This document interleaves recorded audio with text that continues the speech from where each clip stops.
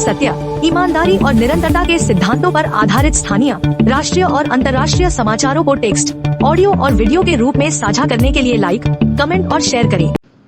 अब संक्षिप्त समाचार सुनिए। एग्जिट पोल में बिहार में किसकी बन रही है सरकार? इस्लामाबाद कोर्ट धमाके में 12 की मौत, शहबाज शरीफ ने भारत पर लगाया ये आरोप। बागी से व्हाइट हाउस तक सीरिया के राष्ट्रपति अहमद अल शरा की नई पहचान। पीएम मोदी बोले, किसी को बख्शा नहीं जाएगा। अब तक क्या क्या पता है? बच्चे के पहले मल में छिपा है भविष्य में उसकी सेहत का राज। एग्जिट पोल कैसे किया जाता है, जानिए पिछले चुनावों में कितने सटीक रहे अनुमान। ये देश दे रहा है कुछ खास लोगों को नागरिकता, दुनिया जहान। धर्मेंद्र को लेकर चल रही खबरों पर हेमा मालिनी ने जताई नाराजगी। सुप्रीम कोर्ट ने वोटर लिस्ट रिवीजन पर सवाल उठाने वालों से कह दी बड़ी बात। पाकिस्तान की राजधानी में आत्मघाती हमला, इस्लामाबाद कोर्ट की पार्किंग में कार धमाके से 9 की मौत, 21 घायल। गद्दाफी का सबसे छोटा बेटा 10 साल बाद रिहा, 2 साल की उम्र में किए गुनाह की मिली बिना सुनवाई वाली सजा। जल विद्युत प्रोजेक्ट का होगा उद्घाटन, फुल शेड्यूल जाने। दिल्ली धमाके के बाद अमेरिका ने अपने नागरिकों को सुरक्षा अलर्ट जारी किया। अब पूरी बाकी खबर सुनिए।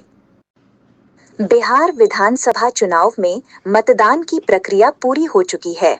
दूसरे चरण का मतदान मंगलवार को हुआ, जबकि पहले चरण का मतदान 6 नवंबर को हुआ था। चुनाव परिणाम 14 नवंबर को आएंगे। पाकिस्तान की राजधानी इस्लामाबाद के सेक्टर G11 में डिस्ट्रिक्ट एंड सेशंस कोर्ट के बाहर हुए आत्मघाती हमले में कम से कम 12 लोगों की मौत हुई है।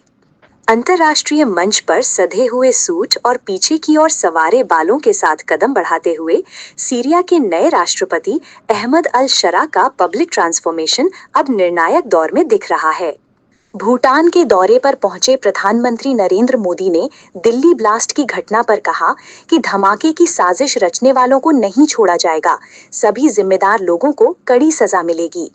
रिसर्च से ये नई और चौंकाने वाली बात सामने आई है कि जन्म के बाद शिशु के पेट में जो कुछ भी जाता है उसका असर पूरी जिंदगी बना रहता है।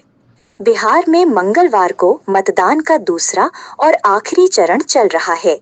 इसके बाद 14 नवंबर को मतों की गिनती होगी और अंतिम परिणाम घोषित किए जाएंगे। अगर हमें पता चले कि हमारे पूर्वजों को किसी देश से जबरन पकड़कर गुलाम बनाकर लाया गया था, तो अपने पूर्वजों के उस मूल देश से जुड़ने की संभावना के बारे में हमें कैसा महसूस होगा? जाने माने अभिनेता और हिंदी सिनेमा के ही-मैन के नाम से मशहूर रहे अभिनेता धर्मेंद्र का इलाज मुंबई के ब्रीच कैंडी अस्पताल में जारी है। डॉक्टरों की एक टीम लगातार उनकी सेहत की निगरानी कर रही है।